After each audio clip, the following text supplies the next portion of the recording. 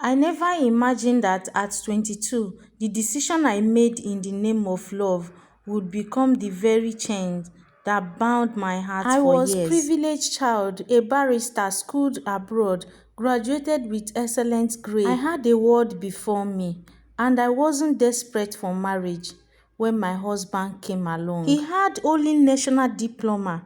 My older brother voiced their concerns, but he told them love wins at the end of it.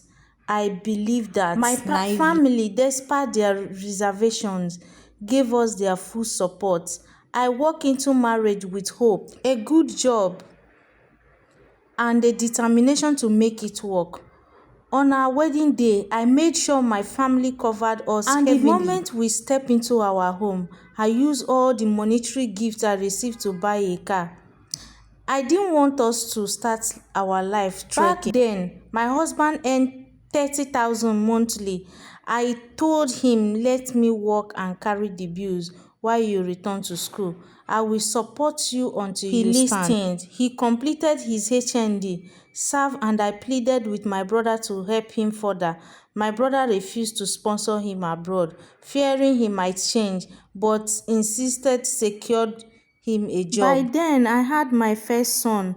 That changed everything, not for better. From 30,000 naira to 700,000 monthly, his hours became longer. Nights grew later. His phone, a permanent fixture in his palm. If I asked why he was late, he would snap. Because your family got me this job, you think you can control my life? Soon whispers reached my ears, whispers of other women, even ones I knew. I kept silent. I prayed. I hoped that the man I loved would return to me. Then came the body shaming. After my second child, born through CS, I developed diastasis, wrecking my tummy, protruded no matter how much I work on it. He made me feel less than a woman. I swallowed until the day I discovered he had impregnated another woman, a member of our church. I didn't know. When I saw her pregnancy, I even asked jokingly who got this fine girl pregnant without marrying her, not knowing it was my husband. I found out in the most humiliating way. I have a heart for giving in a church. My brothers had sent me pampers that were not my child size, so I decided to give them to her at midweek service. She wasn't even there. I asked an usher to help me reach her.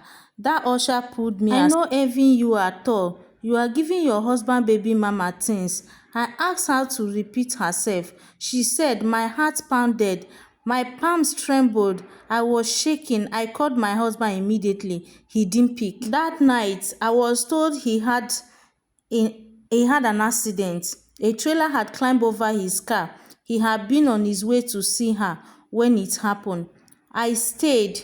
I was at the hospital bed until he was discharged. I watched the man who once stood tall return home broken, paralyzed, missing teeth, scars everywhere.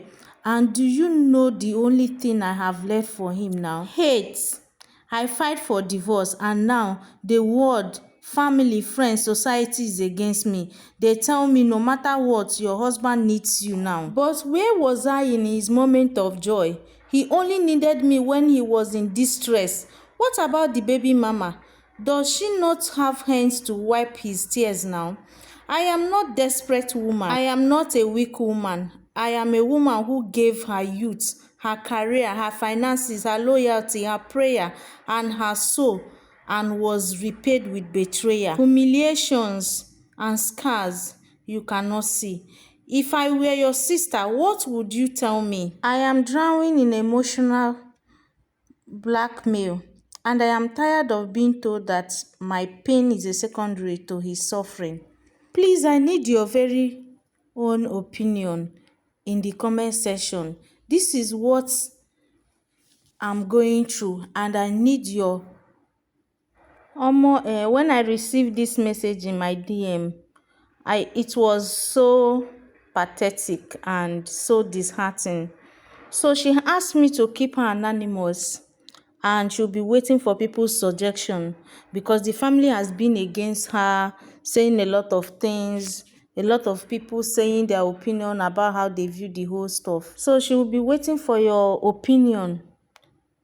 Is she supposed to stay with this kind of man, or is she supposed to live her life, or to take her children and leave the marriage and leave him, let the baby mama, the person who is pregnant for him, come and take over? So she's waiting for your suggestions in the comments.